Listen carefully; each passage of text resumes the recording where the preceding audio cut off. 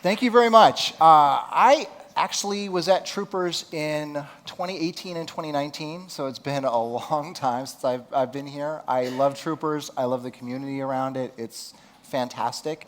I have a lot to cover.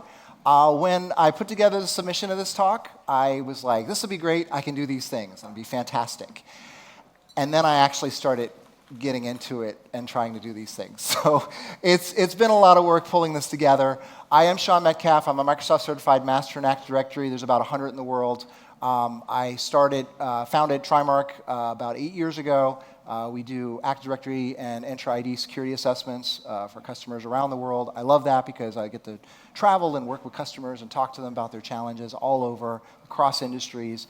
I've spoken at a number of different conferences, Black Hat 4 times, DEF CON 5, plus the keynoting the Cloud Village, as well as Troopers, like I said, in 2018 and 2019. So this is year number 3, so I'm very excited to be back on the stage. One of the things I love about Troopers is the fact that we have an Active Directory security track, and now it's been expanded to Entra ID. So how about a big round of applause for Troopers for recognizing how important this is?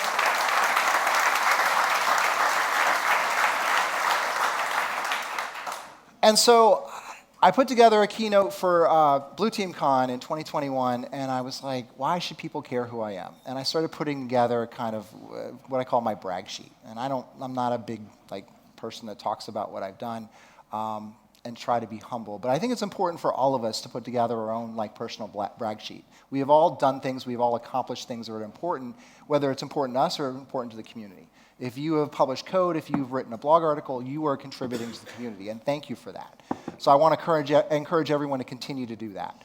There's a number of things that I've done. Some are in this presentation, some are not, but they're here. And the agenda, because I want to jump right into it, because there's a lot of things that I want to cover in this talk. But ultimately, I'm going to talk about the Active Directory attack timeline. I'm going to talk and break this down into what I call baby steps, which is 2000 to 2009. The golden years, which is actually, as I see here, is incorrect as far as my timeline, which I'll fix later. But the golden years kind of cover 2010 into the 2015 time frame, and then we have some other things around there as well. I'm going to talk about the summary of attacks, structuring effective Active Directory defenses, so hopefully these defenses are going to align with a lot of the attack techniques that I talk about in the tools.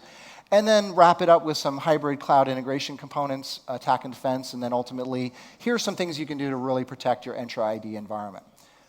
So what was funny is I like using PowerPoint Designer, and with the text there of timeline, it decided that a great timeline would be this speedometer thing here. I figured since we're in Germany and there's such great car companies here that make very fast cars, that this works. So maybe PowerPoint is smarter than me.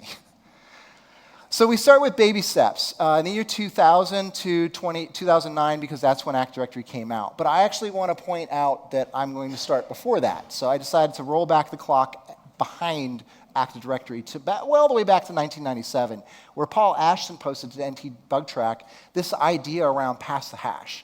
So when we talk about pass the hash, it's almost 30 years old and is still active, which is kind of mind-blowing when you think about it. And then a number of years later, 2001, CDC released their toolkit around SMB relay, so some of the early relaying that occurred. And then we have in 2007 the MBNS spoof tool created by Robert Wesley McGrew, focusing on LMNR and NetBIOS. So when we talk about this sort of spoofing and capturing this information, that goes back to 2007. And then in 2008, Hernan Ochoa, and I apologize if I mispronounce any names, I'm going to do my best, publishes the Pass the Hash toolkit, which later became known as WCE, or Windows Credential Editor, which we have over here in 2010. So this is what I call the wonder years. This is where we are starting to understand and really getting a better concept of what it means to attack Active Directory. We have the WCE, and then Benjamin Delpy, I think everyone's familiar with Mimikatz, was encouraged, influenced, inspired by WCE, he said it himself, in order to come up with Mimikatz and kind of make this into his own thing and play around with it, because he wanted to learn about how Windows worked, right? And then in 2012, we have the Exploiting Windows 2008 Group Policy Preferences by Emilian Gural. That article is no longer online. But thanks to Chris Campbell, he has a great post on this where he referenced that. And also in 2012, we ended up with Responder, which I'll talk a little bit about in a minute. Then we go to the next year in 2013, Invoke Mimikatz, the PowerShell version of Mimikatz. And then 2014, things just went crazy, right? We have what I call the infamous golden ticket talk, where Benjamin Delpy and Skip Duckwell said that this talk is abusing Microsoft. Kerberos, sorry, you guys don't get it. And Microsoft's still trying to figure out how to get it, but that's okay. Where they talked about golden tickets, overpass the hash, pass the ticket. Then a month after that, Skip wrote an article published about silver tickets, which expanded a whole bunch of other capabilities. Same month, Kerberos is released by Tim Medina at DerbyCon, and just after that, Will releases PowerView. So a lot of really interesting things happened along this timeline. So now I'm going to kind of dig into this. In 2010, we got the iPad, we got Square, we got Kickstarter, and we got Flipboard. But we also get WCE. And so Hernan Ochoa put this together in order to figure out how to dump in-memory credentials of logon sessions. Sounds very familiar if you've used Mimikatz, right? And then passing the hash, basically be able to capture those credentials and pass them over to something else, create those new ones. But he identified that there's no need to actually inject into LSASS. You don't have to run the code within it, which is pretty interesting. And then locating lists and decrypting these sessions and these credentials just by reading memory. And so in 2011, we have our first Google Nexus phone, the Nintendo 3DS. We have our Kindle tablet, as well as the Nook, which is not around anymore. I thought it would be kind of cool to put up some tech that's not around anymore, as well as the Lytro camera, not around anymore, the Nest thermostat device, which is probably everywhere, and the Asus Transformer, which I had, which I thought was a pretty cool tablet, and Mimikatz. So what's interesting is I went back and I grabbed some screenshots that I had from years ago, from the early days of Mimikatz. So who actually used LSA dump SAM RPC patch? Okay, a few hands, thank you. It evolved rapidly from that, didn't it? Like this probably brings back like a lot of old memories, right? Having to do this and getting just an NTLM hash on it, no AES here, anything fancy like that, no history. But a lot of things there are a lot of things that Mimikatz actually influenced and inspired and provided information. Certainly, a lot of what I've done was inspired, and I use Mimikatz extensively. I even attempted to document Mimikatz, which was such a great and huge effort that I was working on nights and weekends, and I finally said, I can't do this anymore. I'm done. And Ben actually made a joke at my expense, which I'm perfectly fine with. He's like, yeah, some people try to document Mimikatz. Good luck. And I'm like, yeah, I get it. Because while he's updating things, I'm trying to document it, and I'm just reading the code to figure out what's there. But what's interesting about Mimikatz is it's not just the security professionals that are using it, right? We have APTs all around the world. This is from the MITRE ATT&CK framework.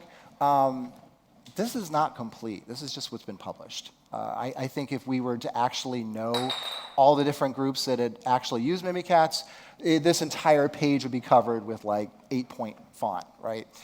So then we get to 2012. We have the Nike Fuel Band. We've got the Tesla Model S, iPhone 5, the Wii U, some sort of Sony portable gaming system. And we have group policy preferences. So this is very interesting, and I went back and tracked this and identified that when Microsoft released group policy preferences, sometime after that they published the wonderful encryption key for it.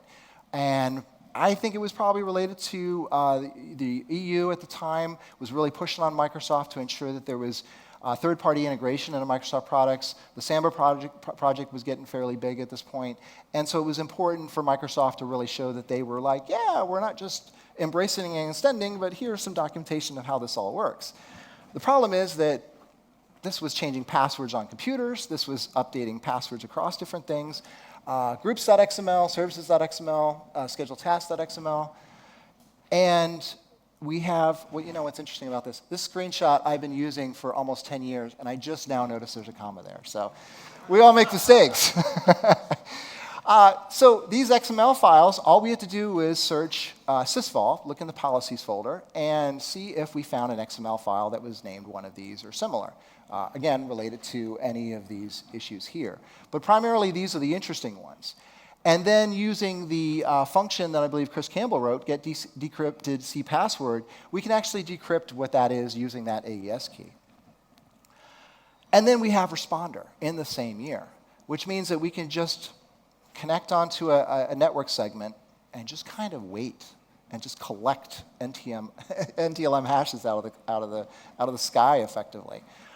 Tremendous tool. This has been expanded way beyond original intent and original capabilities. But this is kind of walking through the history of how we got to where we are now. And I thought it was important to kind of recognize how these things kind of fit together. And as we get into like 2013, Candy Crush, I'm sure a lot of people lost some time on Candy Crush instead of working on computer stuff, which is probably a good thing. The Xbox One, VR, Pebble smartwatch. I had one of those. I thought that was pretty cool.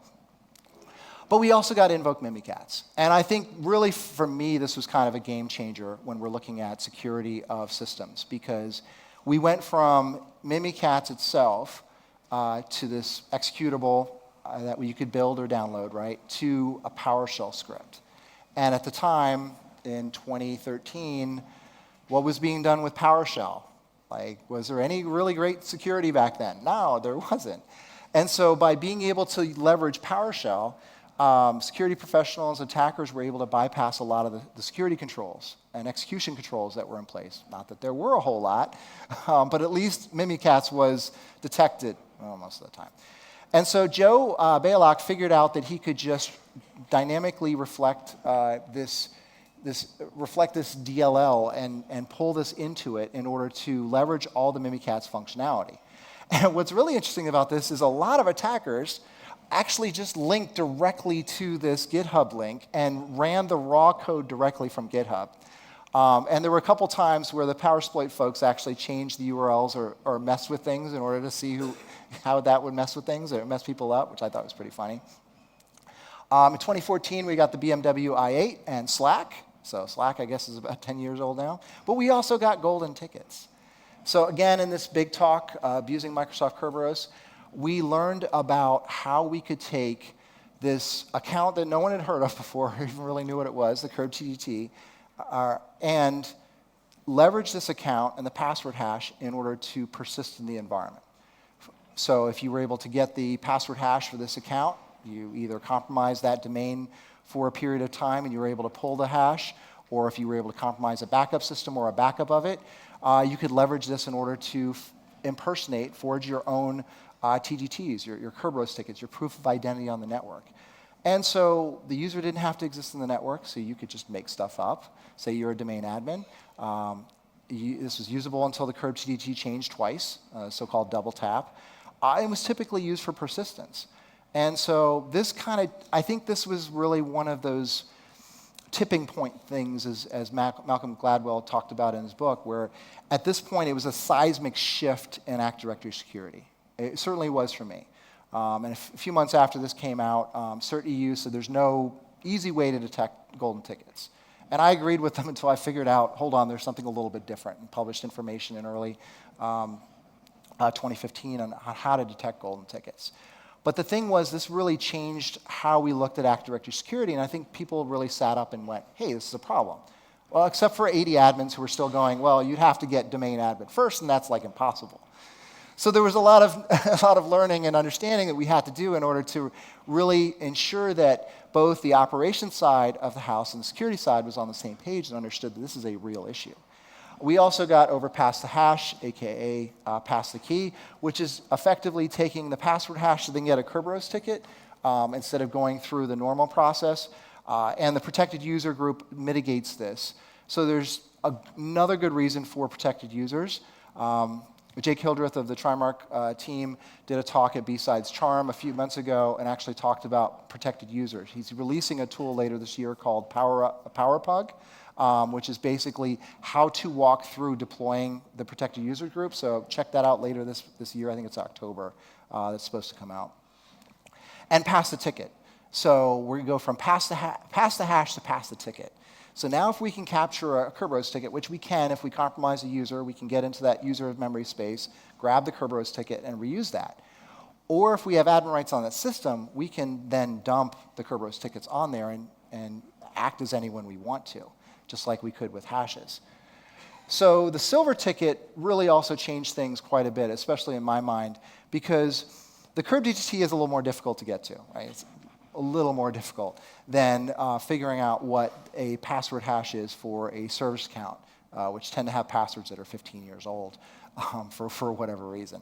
And so if we are able to identify what this password hash is, then we can go ahead and create a silver ticket, use that against the service account or even a computer account. And so, as I said, Skip published this article, which is really interesting about how silver tickets work. And one of the reasons why he did this is because Tim Medine reached out to him and said, hey, I think I figured something out. This seems pretty cool. And I think this was another bit of a shift. Again, a second one within the same year, where things that were practical, or sorry, things that were hypothetical at the time, like compromising, cracking, identifying what a password was for a service account with an old, something that was 10 years old, that was something that was a little more hypothetical. How is an attacker really going to figure that out? Nobody was changing service account passwords because they're like, no one's going to figure it out. I, walk the keyboard. No one's going to know what that is. But with Kerberoasting and some of the other techniques similar to it, we actually showed that there's a practical representation of why these things are important. And so I actually went up to Tim at NOLACon a couple years later, and I thanked him. I said, as a blue teamer, thank you for Kerberoasting. It's like, I've never heard that before. And I said, well, really, one of the things that I like about this is now I can say, your service account that's 5 years old, that's 10 years old, you need to change it. Because there is a technique in order to guess what that password is, and basically crack what that password is. And I figured out some detection of it by basically creating a Kerberoasting honeypot, creating an account that isn't doing anything. I created it. It has a spin that doesn't do anything, relates to a computer that may or may not be real. And any time that someone pulls down the service ticket in order to interact with that service, I know that they are probably doing something they should be doing, should not be doing. So this is what I call the wonder years, the 2010 to 2014, where things were getting interesting. And so what I did was I mapped out here what the tools were that came out during this period of time, from WCE to Mimikatz to Responder to PowerView, which gives us incredible recon capability of the AD environment, as well as the ability to perform some exploitation. Privilege escalation from group policy to pass the ticket, overpass the hash, Kerberoast, and then persistence around golden tickets, silver tickets. These are my categories. They're fuzzy. I know that there's some things that could shift left or right depending on how the environment's configured and what's going on. But I only have 60 minutes for a talk, so we move on. And so here's the thing. I also wanted to kind of map out conceptually how this looks.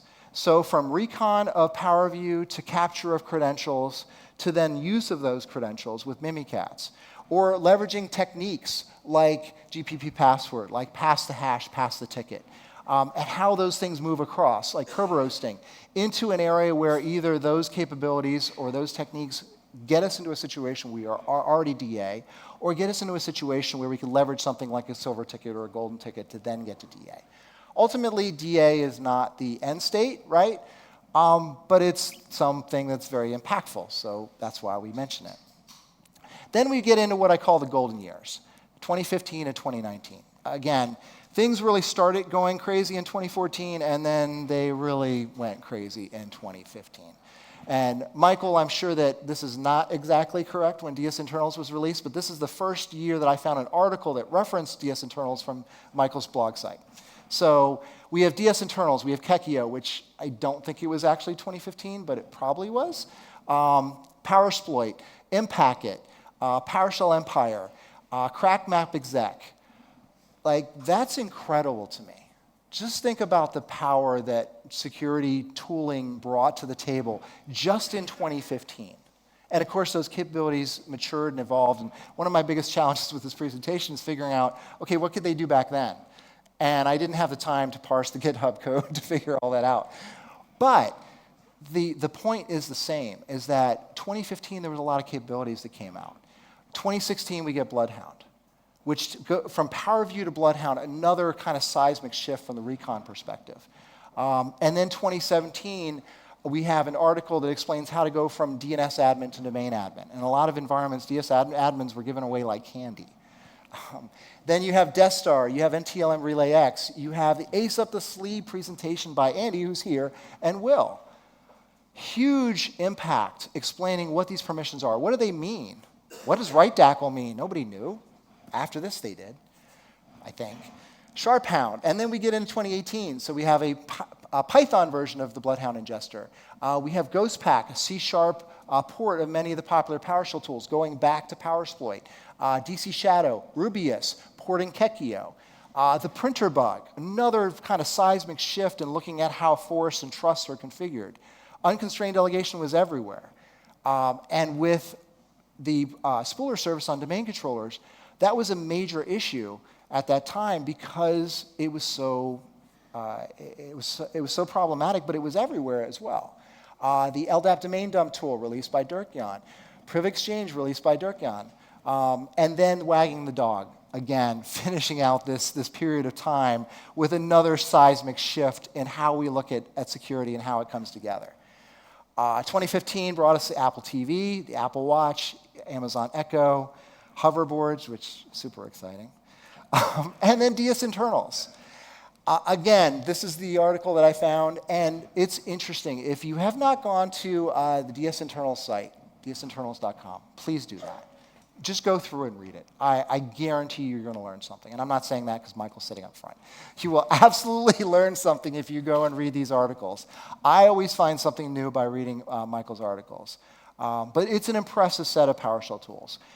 Capabilities, offline DIT editing, that led to some research that I did and some talk that I did based on what Michael had done, what he had talked about, and what he had captured as part of that. Being able to access the DIT when it's offline, when that DC is paused, turned off, and be able to modify things. One of the most amazing things to me on that is that Michael figured out that if you could edit the DIT, you could actually update a group like domain admins. But then flag it, don't replicate this. Let me say that again. So we can edit a group like domain admins on one domain controller in an environment of, say, 50 domain controllers. Let's say it's, somewhere out, and it's an offsite. It's somewhere out there, it's not in your data center. And we can now say this domain admins group has 5 additional members, or 1. But all of the other domain controllers will know that the domain admins group doesn't include those accounts, not that 1 or those 5. And so all we have to do is authenticate to that one domain controller, and we're a domain admin. We authenticate to any other domain controller, and we're not. That, to me, is crazy. So thank you, Michael, because I thought that was pretty freaking awesome. Password auditing, AD shadow credentials attack, which was leveraged by a number of others. DS internal has been referenced by a number of other tools, a bunch of tools across the board. And then Kekio.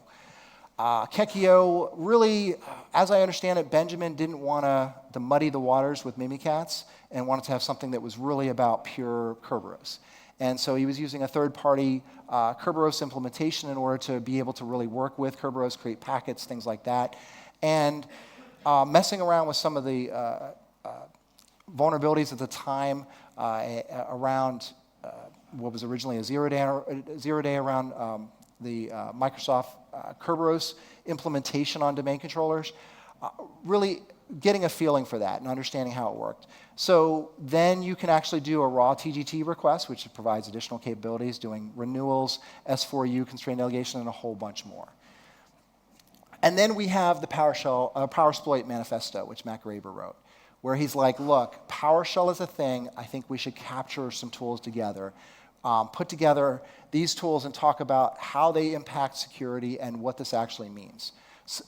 Recognizing PowerShell as a key component of security and really bypassing security. And because of this, Microsoft realized maybe we should do something about PowerShell security. So we got constrained language mode, we got better auditing, we got a lot of things. Again, significant shift in how things were looked at from a security perspective. And then Impacket. I believe the first time that I got to use Impacket or really play around with it was when I had a DIT file and I wanted to interact with it and extract some hashes and do some other stuff. So really cool tool, and it's been expanded to a whole bunch of other capabilities. So share enumeration, Kerberos activity, MSRPC, NTLM authentication, packet manipulation, just the works, and has been expanded and incorporated into a number of tools. And we have PowerShell Empire. So Will and Justin at B-Sides Las Vegas in 2015 released the Empire, which then they kind of shut it down and someone else picked it up. in order to continue the Empire techniques and approach. I know that the folks behind Empire and Bloodhound shifted more to C# because of the improvements of PowerShell and PowerShell security. And then in 2015 at Black Hat, I talked about unconstrained delegation, which to my knowledge is the first time that Kerberos delegation was really spotlighted. Like, this is a problem. And I found it very interesting because I was working with it, and so I became a Microsoft Certified Master by going through the program at Microsoft a number of years ago. I won't say how long ago, it was before this talk, though. And I'm like, what is unconstrained delegation really? And so I started digging into it. So using Mimikatz, using some other things, I realized that the TGT, that proof of identity, is actually placed in that service ticket when it's delivered to that server. And the server just puts it in memory and keeps it there. So you could have a situation where all your users, like on an Exchange server, have all their TGTs there if unconstrained delegation is enabled for it. And delegation means impersonation, and is a key component of how things like web servers do updates on databases on behalf of the user. And I talked about persistence with admin SD holder and admin SD prop, and the fact that you could go ahead and have the ability to modify domain admins without being a member of domain admins. And then things like CyberArk and other tools decided to use something like this to update passwords. So that works. And then golden tickets, which originally, again, were released in 2014, but they were limited to the domain that they were captured in, or at least were created in based on the KERB-TGT that was captured and used, unless you were able to compromise, say, a root domain, and then you had the EA configuration within that. But I figured out and communicated. I remember I was at the barbershop getting a haircut, back when I cut my hair. And I was waiting my turn, and I messaged Benjamin Delpy on Twitter messaging, and I was like, hey, I think there's something around like SID history and something we could do around that. And maybe that could influence like what's happening with golden tickets. And he goes, no, I don't think so. And then later he goes, yeah, I think you're onto something, and he tweeted it out. And we started working on this. And so therefore, Extra SIDS was born. And then the golden tickets became this thing where compromise of one domain compromised all of them. Now, technically, if you compromised a domain, you could still compromise any of the domains in the forest. There's ways that you could set up a group policy, have it apply to a site, which would apply to those other domain controllers, in order to have some control in the environment. There are ways around it. But this made it super easy because at the time, golden tickets were running wild. I know this because after I figured out the detection and worked with some groups, we started detecting golden tickets in environments that weren't known to be compromised. And then DC sync, another huge kind of shift to how we looked at security and how we handled it. Prior to this, most of the implementations and impact that we had was you had to get onto a domain controller, either running code on it or you had to remote into it in order to interact with it through Mimikatz or similar. With Invoke Mimikatz, we were able to do that through PowerShell, but with DC sync, we could do this across the network. And so with Vincent and Benjamin working on this and incorporating it into Mimikatz, we had, again, this big kind of seismic shift.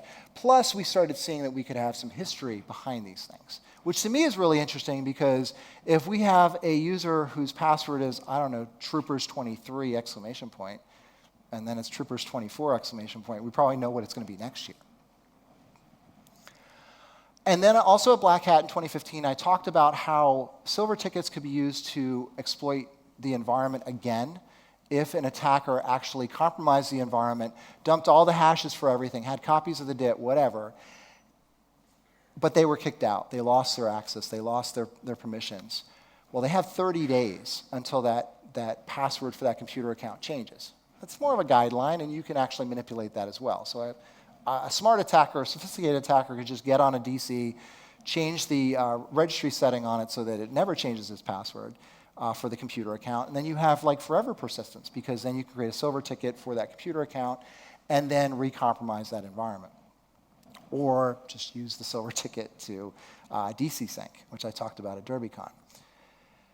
And then you can also DC sync as a user, which is another big deal because DC sync, when it was released, the whole focus was as a domain admin. You already have privileges. So this was a bit of a shift from you have to be a DA so we can monitor that, or administrator, or an enterprise admin. Throughout this talk I'm saying DA, but I really mean an Active Directory admin. But now we can do that by setting a couple of, or having a couple of permissions on this, for this user in the environment, on the domain, and then be able to actually DC sync it. But then I also talked about how we could detect this. And this detection, especially this DS get NC changes request, is specific for DC sync, but it also works for DC shadow. And then DSRM, which is another thing where I was like, okay, what is the DSRM account really? Directory Services Restore Mode account. George has written about it. A number of people have written about it. By digging in and using Mimikatz, I was able to truly identify and go, okay, this is absolutely the RID 500 account. This is the administrator account for a domain controller. What does that mean? How can we use that? How can we influence it? So one Sunday night, I was at home and I was messaging, well, early in the evening, I was messaging back and forth with Benjamin Delpy, and I was like, look, I think there's something here. DSRM account, originally you had to restart into a special DSRM mode on the domain controller. But Microsoft's made some changes, and they enabled it so you could actually log on through the actual user, the logon GUI for the server with that account. And I'm like, well, what does that mean? And so Ben and I are going back and forth, messaging back and forth on this Sunday evening. It had to have been after midnight in Paris, because it was getting late on my side, 6, 7, 8 o'clock. And he got it just before me. He's like, I was able to pass the hash of it. I was like, oh, Ben, you're always first. So that was pretty interesting. Now, of course, it's a non-default configuration, so Microsoft has said that's not a default configuration, so that doesn't matter to us. But in environments where this has been configured, you can actually pass the hash of the DSRM account, especially if it's the corporate organization password that's used for the DSRM account.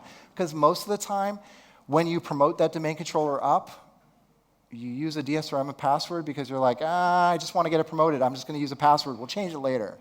Right? Yeah, totally. We always change it later. Then soon after this, we got Cracked Mac Exec, which Byte Leader said at the bottom here, heavy use of the Impacket library and the PowerSploit toolkit. So basically pulling these things together. Again, the whole point of this talk is to show how people have built on what others have done and how we've kind of moved forward with security, and the attacks have sharpened the defense.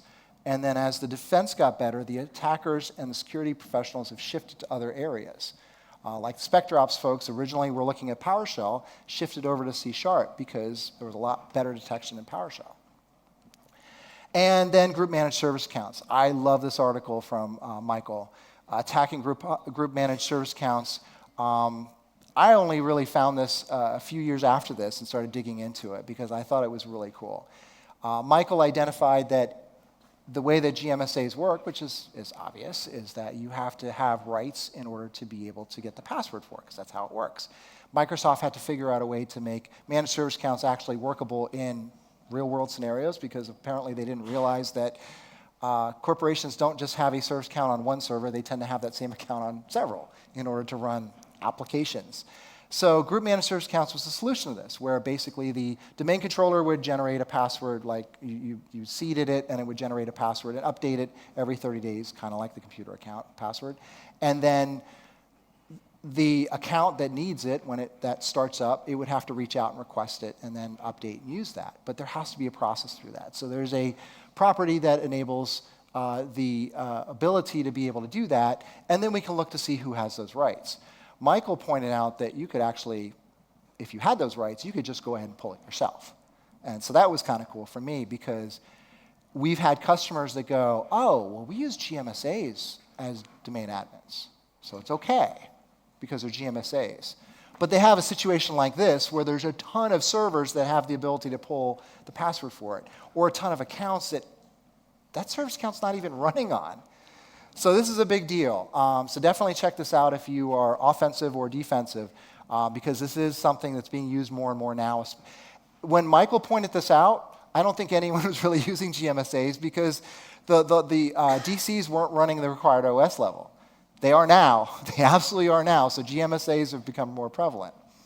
Much like Google Home, drones, AirPods, again, another Dyson weird hair accessory. And Bloodhound. Who doesn't love Bloodhound? Raise your hand if you've used Bloodhound. Okay, that's what I thought. Okay, Andy, be happy, okay? It's definitely very prevalent being used. So Will, Rohan, and Andy released Bloodhound at DEF CON 23. What's funny is I grabbed this image off the Bloodhound Read the Docs, which is an awesome site, an article. I copied this, and I thought it was just an image. And then as I was going through my slides, I was like, wow, it's moving. That's cool. So thank you, Andy, for the visual representation and making my presentation better, because people can look at it and go, hey, something's happening over there while Sean's talking. But the cool thing about Bloodhound is you haven't used it, which everyone looks like they have, but it uses graph theory to map out those relationships in Active Directory to really understand how things interconnect. And Andy and team pointed out that they really leveraged research and published information from others in order to get to this point where Bloodhound could be a tool, and it was released as open source. So the community has really contributed to it, which is awesome. In 2017, with fidget spinners, another Tesla, and the Nintendo Switch, which I love. Probably my favorite thing about 2017, other than this article. This article is fantastic. I saw this. It was after the article was released, actually. And I was like, okay, I need to shout this from the mountaintop, because this is a big deal. DNS admins, as I said earlier, was given out by candy to people, especially in environments where DNS wasn't the Microsoft DNS, the Windows DNS. It was a third-party DNS, like Infoblox. I'm not a fan. But then they'd end up with like 100 DNS admins. And I'm like, well, what about this? And they go, what do you mean? That's not really a thing. I was like, yeah, absolutely it is. When you can run a DLL on a domain controller from anywhere on the network, just because you're a DNS admin, that's a bad thing. Microsoft didn't think so. Apparently, they've made some tweaks and adjustments since then, which mitigates at least portions of this. I think most of it's been mitigated, but not 100%. We also got Death Star. Who's familiar with Death Star? Yeah, a few people. So basically, ByteBleeder decided that what he would do is show how to do an end-to-end kind of auto-pwn for Active Directory based on most environments of what he'd seen. And the article shown here kind of maps out what it all does and how it works. To me, Death Star is one of those things that should just not exist. No offense to ByteBleeder, but it just makes it too easy for anyone just to run this thing and basically own an AD environment. There's a certain point where the technology has gotten too easy to cause harm, and this was one of those things that I think was a shift in that direction, in my opinion.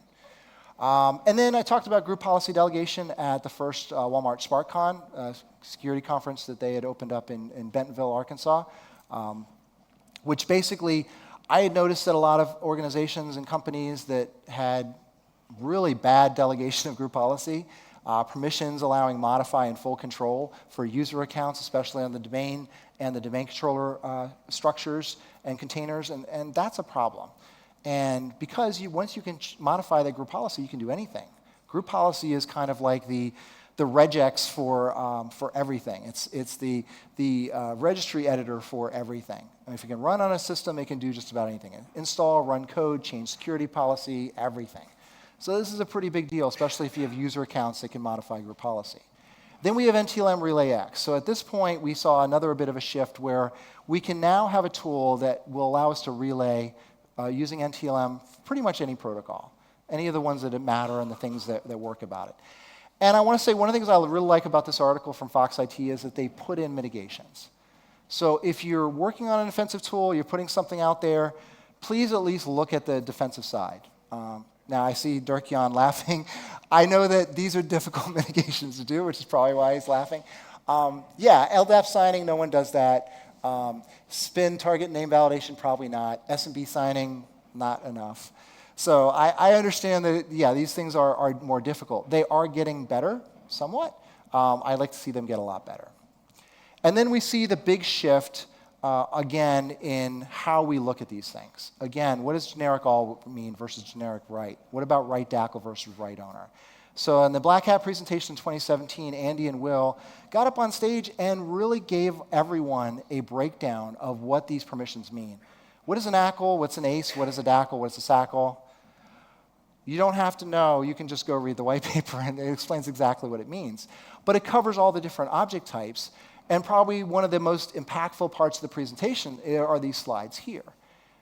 And a number of these have already been talked about or covered, but really the key thing and the key takeaway here is how to hide these techniques and approaches, even from the domain admins. Because you can configure the permissions such a way that you can't see these as your domain admin. So the backdoor around DC Sync, the admin holder backdoor, providing the ability for really anyone to be able to look at lapsed passwords across the environment from the Microsoft Local Admin Password solution. And Exchange. One of the great things about this talk was highlighting the problem with Exchange and the permissions that it has, and the fact that the permissions are just everywhere. Going back years to I believe it was 2007 when Exchange just basically said, you know what, we don't like this situation where the Exchange admins don't really have rights to AD and they have to talk to the AD admins, so we're going to make our own parallel permission model within AD, and now the Exchange admins can just do what they need to without talking to the AD admins. Exchange had that much power in Microsoft, and still kind of does. And then abusing GPOs, being able to have rights to modify it, but not make that permission structure look obvious. And then in 2018, we have another Dyson hair thing, seems to be popular over the years, another virtual reality thing, and another smaller version of an old console. And at Black Hat this year, we have the DC Shadow attack. Really, really cool research. Because all we have to do is get AD admin rights or have some permissions in the environment, which are unusual, but could be possible. Add a computer object, because anyone can do that by default, and then use it as a rogue domain controller. All we have got to do is update a record for it in the configuration partition, add some spins to it that mirror what the DCs have, and then we can actually say, hey, we're a DC, and influence replication in that environment, and then we can clean it up very quickly. So really interesting attack. Based on my understanding is, don't recommend that red teamers, pen testers do this because it can cause some problems with the DCs, especially with replication. Michael's nodding, so yeah, don't do that. But if you see these rights, if you see the permissions for it, it's definitely something that's interesting. It should be fixed and cleaned up. And then the printer bug. Same year at DerbyCon 2018, Lee Christensen, Will Schroeder, and Matt Nelson talked about this technique. There's a lot of things, really good content in the slide deck, but really what stood out at me at this presentation was this involvement of unconstrained delegation with the print notify technique and being able to leverage that to influence even across trusts. Microsoft's like, yeah, it's a feature, not a bug, but then they also later on they get where they went, yeah, okay, maybe we should fix this trust thing and make it so you can't do that across trusts. And then in 2019, we had another VR thing, another drone. The Roku Stream Bar, which is a sound bar and a Roku device, which is kind of cool. And then a app-controlled and automatic-controlled coffee mug for those that wanted to do that, I guess. Because you're not drinking your coffee fast enough, obviously. And then, of course, the wagging the dog slide, which I'm gonna step over here so I'm invisible to the video because there's a lot up here. Really, what Elad did, and I didn't understand this when he released it. I think for many of us, even those that are pretty well versed in Kerberos, there is so much to this article that people are still digesting it today. And really, the key takeaway as I step back into the video world here. The key to this that Elad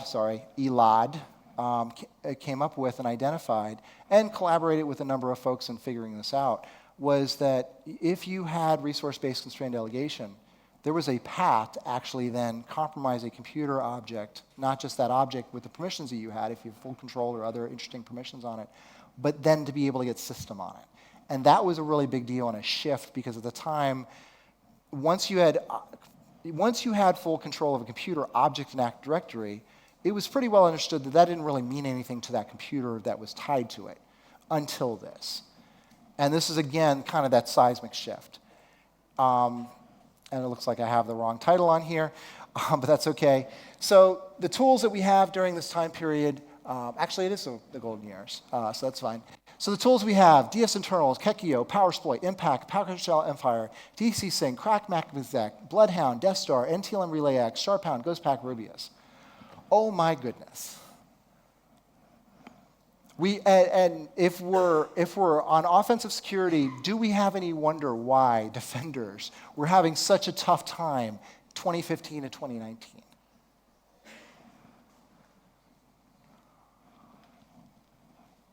And then from the privilege escalation perspective, if you're a DNS admin, you're a domain admin. If you're an exchange admin, you're a domain admin. You have unconstrained delegation and you have principal order service running on DCs, which is pretty much most places, you're a domain admin. And then if you have full control of a computer object, by the way, fun fact, if you are a domain admin or just a regular admin or a user and you created a computer object in Active Directory, you get owner rights to it, which means that you can change permissions later on. So if someone creates a computer object and then later on that computer object becomes a domain controller, you have permissions on that domain controller, computer object. And then you can do this fun resource-based constraint delegation thing to get system on it, potentially, depending on the configuration. So these are all like really interesting but bad things. And then we have DC Shadow as well. And there were so many tools, I couldn't fit this on the same slide, so I had to break out the tools into its own slide. So we have Impact and Powersploit that led to CrackMap Exec. We have DS Internals and Bloodhound. We have NTLM Relay X and Empire. We have Kekio, which led to Rubius. Lots of incredible capability here. And then the conceptual flow, DNS admin to domain admin, printer bug to domain admin, 80 permissions to DC Shadow to domain admin, in some cases 80 permissions to domain admin. Okay, honestly, a lot of situations. And then resource-based constrained delegation, probably to 80 permissions, later on to domain admin. And now we get into what I call the third age, which is really to present, but I said 2023 because at some point I have to stop the research and put this information into slides for a talk. So we have Avalanche that was released in 2020, and then 2021 things just got crazy again. Remote Potato 0, or O, Petit Potem, certified pre-owned, the Black Hat talk by Will and Lee, certify the tool that came out of that, Kerberos relay attack defined by James Forshaw, certify the Python port to certify. Is this my domain controller, which I actually found this talk while working on these slide decks. It's pretty cool if you haven't seen it. Curb relay up in 2022, another game changer, and then in 2023, CrackMap Exec continues as NetExec. So 2021, folding phones and OLED switch, nothing too interesting. But we got the Remote Potato 0 tool, which is another NTLM relay attack, but really focused on RPC, which is a pretty interesting thing. Apparently Microsoft did a partial patch, but there's still some interesting things around that today. But then we go to the other one, Petit Potem. When I was looking at the GitHub on this and I saw the hippos, and then I Googled for Petit Potem, and it looked like, hey, there's actually this hippo character that's popular in Paris, in France, but I didn't know that. So now I learned something, and maybe many of you have as also. But it's a proof of concept tool to coerce Windows hosts to authenticate to other machines via MSEFS RPC. And what's interesting about this is I love the shout outs. I love it when people reference other work. So previous work by Tifkin, Lee Christensen, and Elad Shamir, and others from SpectreOps in order to figure this out. And then we have certified pre-owned, where again, kind of a seismic shift. This presentation, the white paper, the information that came out of this from Will and Lee, really shifted and changed how people look at things. Certainly how attackers were looking, how red teamers and pen testers. I talked to some red teamers and pen testers recently, and I said, what are the most popular ways that you compromise Active Directory? And they said, Azure AD Connect and ADCS. I'm like, well, that makes sense. And then a number of escalation scenarios, which I'm not going to go over here because there's lots for you to look at. And then the certified tool, which goes through and looks at those things. And one of the things I loved about the certified tool page, they actually self-embargoed and didn't release the tool for about 45 days after publishing the information, giving people the opportunity to fix things, but also recognizing things don't get fixed unless there's sort of a proof of concept of it. And then Petit Potem relayed to ADCS, which is really the issue that we're dealing with today. And then James Forshaw incorporating the resource-based constrained delegation, again, building on something before, to show that something that shouldn't be relayed can be relayed. And then building on these concepts, Sagi, Eyal, and Yaron, I apologize if I'm mispronouncing your names, identified a way to actually do this kind of person in the middle between a client machine and a domain controller. And what was interesting about this is they talk about how to do this with Azure AD Connect. So I do recommend that you take a look at this talk and presentation. And then we get into 2022, where we have the Stream Deck and an Arlo camera, because there wasn't a whole lot of interesting tech in that year. But we did have Curb Relay up. And again, another kind of seismic shift where a number of tools and other capabilities were put together in a way that builds upon what was done before. So a new computer object in the environment because of the default permissions that are there, getting the Kerberos tickets using S4U proxy, S4U to self, which again, read the article. I'm not going to explain it here. I don't have time. And then ultimately getting system as that computer. I'm not going to cover the mitigation other to say that it's hard. Like, these are the things that really make it, that help mitigate this, but these are some of the hardest things to do in just about any environment. So to wrap that up, we have a number of tools, more privilege escalation, and it just gets more complicated for defenders. Because in this third age, we're looking at the situation where we have these tools that lead to either NTLM relay attacks, Kerberos relay attack, and then combining that with ADCS, and this entire page ultimately results in compromise of Active Directory. So I put together some what I call effective Active Directory defenses. There's a lot in these slides. I'm not going to cover all of them up here because I would just bore you with them. But I do want to highlight that you can effectively break recon by changing permissions in Active Directory. Test first, but you can ensure that anyone in your environment can't just run Bloodhound, can't just run any of the recon tools in order to see who the admins are and figure out how to target the environment. You want to make sure that when you make these changes, that you actually create a group that allows auditors in order to be able to see into those groups, see into those environments. I've seen Active Directory environments that have the admin SD holder modified so that way authenticated users can't see who's in domain admins and other privilege groups. That is pretty effective. And then from a system defense, it comes down to disabling a bunch of protocols that shouldn't be in use anymore. LMNR, NetBIOS, WPAD, LM, NTLM, V1, it's more difficult. SMB V1 can be more difficult. But then also doing the things that we should be doing, we should have been doing for years. Newer Windows operating systems will have some of these turned off and will have some of these hardened, but we have a lot of old Windows operating systems out there still. And when it comes to Active Directory admin security, we've got to make sure we have sensitive and cannot be delegated. Moving on to then protected users. Protected users, protected users, protected users. It's really important. We also have to make sure that our Active Directory admins are only logging on to our admin systems at that tier 0 level. We need to make sure that our service account security is protected, that we're using long, complex passwords, so things like Kerberosing and password spraying doesn't work as effectively. From a domain controllers, we need to make sure they're physically secure, but we have to make sure that they are running current versions of Windows. That is a big deal still, unfortunately. We should not be running unsupported versions of Windows on our most important servers. And then limit who can log on to them, who can connect to them. And then I captured some of the effective NTLM relay defenses, again, starting with auditing. I put these first so that Dirk-Jan hopefully can go, yeah, that makes sense. And others here who've done a lot of relaying, because we want to make sure that we do get these things fixed. I also have captured some information about hybrid cloud attacks, seamless single sign-on, identified by Michael Grafner back in 2017, that, hey, you can attack these if you're able to compromise that computer object that is used for it. You can impersonate these users. And because of this and many other reasons, we want to make sure that we protect our Azure AD Connect server like it's a domain controller. Same thing with ADFS. Back in DEF CON 2017, I talked about the fact that federation certificates are effectively like the Curb TDT, like golden tickets, and could lead to something like a golden SAML attack. That we have to make sure that when the attacker can extract that certificate and use it, they can impersonate users to cloud services. That we've got to make sure that we protect our ADFS servers and other federation systems like their domain controllers.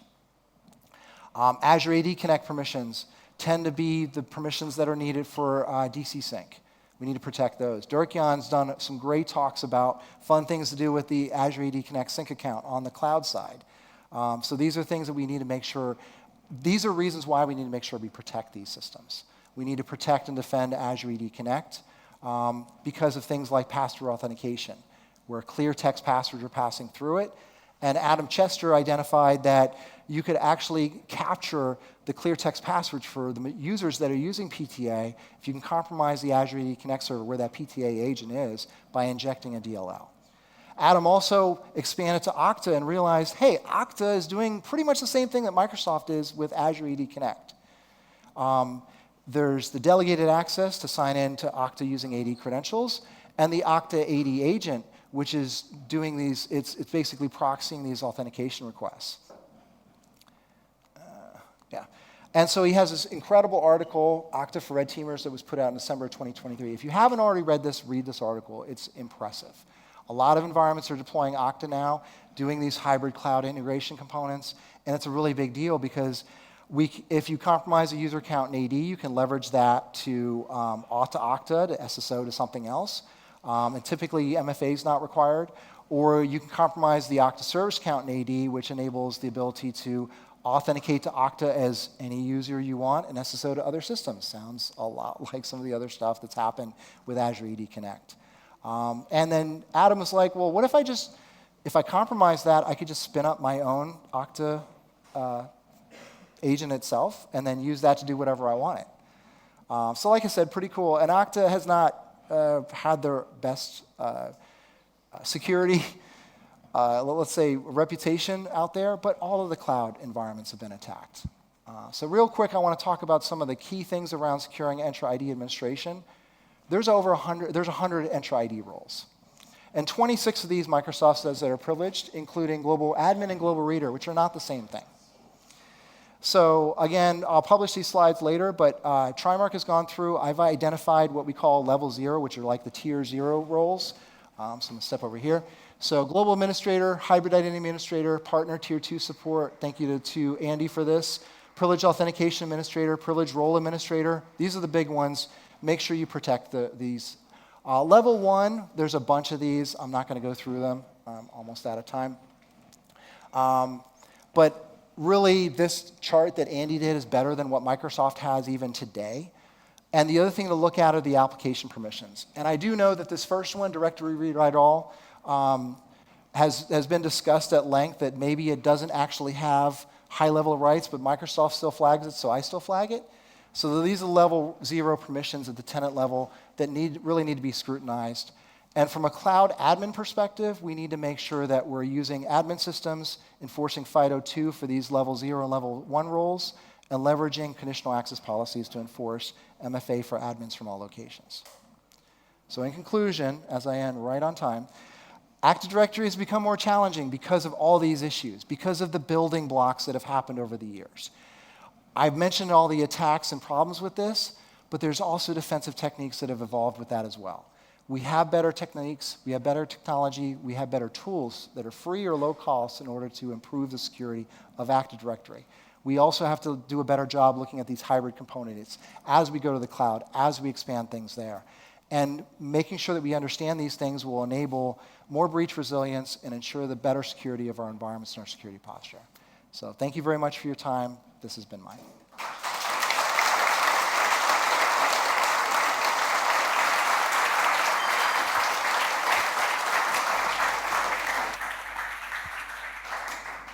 So thank you very much. I think we should definitely take the time, at least a couple of minutes for Q&A, as you all have the opportunity to ask Sean questions.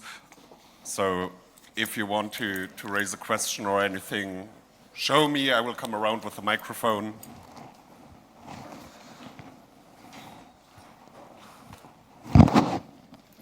Is there also development going on the defensive side from recovering an attack? So after a domain controller gets compromised, yeah, that's complicated. My feeling is it's really hard to recover from that. I will say that there are companies that work with incident response companies that actually do a recovery and rebuild Active Directory and domain controllers in days. There are problems with that, right? Because even if you rebuild those domain controllers, that's good. There's things like DPAPI that exist that really make this whole thing complicated.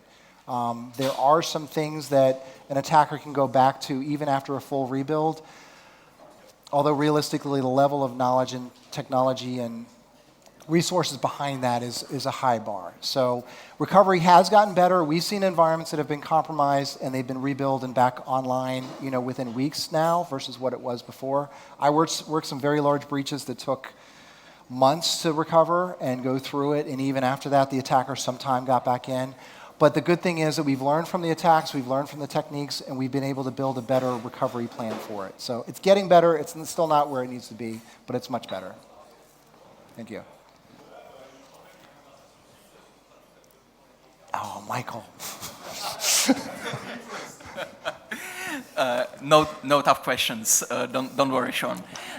Yeah, so a friend of mine told me that it was really impossible to keep Active Directory secure, to keep up with all the new research, with all the stuff, and that he just gave up. He migrated to Entra ID, and even though it has its weaknesses, it is much easier to keep Entra ID secure than Active Directory. What is your opinion to that? Like, should we give up? Should we give up? So a few years ago, or 5 years ago, I was of the opinion that Active Directory will go away. I am no longer of that opinion. Active Directory is going to be with us. We're going to probably be at TROOPERS24 and still talking about it. There's too much manufacturing. There's too much use cases where Active Directory has to exist. I think that because of Active Directory's incredible customization, customizability, configuration options that are virtually infinite, there's so much that could be done with it that makes it more difficult to manage and administer, especially with large environments, the older environments. This is when we typically see it. I have seen environments that have Active Directory that are really well secured. It can be done. The right tools are required. One environment used Palo Alto firewalls in order to do RPC filtering. So even from the workstation zone, you couldn't actually talk to domain controllers at an admin level. Things like that are necessary, and I think there's part of the problem with Active Directory security is even today we're still managing it the same way we were 10, 15, 20 years ago. That's got to change. Yeah, it's awful to have multiple smart cards, key cards, whatever, to log into different systems, to log into different accounts, but that's what's necessary, and most environments aren't doing that. At Trimark, we did a survey of all of our assessments for Active Directory that we did in 2023. 75% of them had at least one critical. That's a problem. But these criticals weren't complicated things. These were things that should be fixed, like an account that's Kerberoastable in domain admins. We're still dealing with the stupid stuff we need to solve.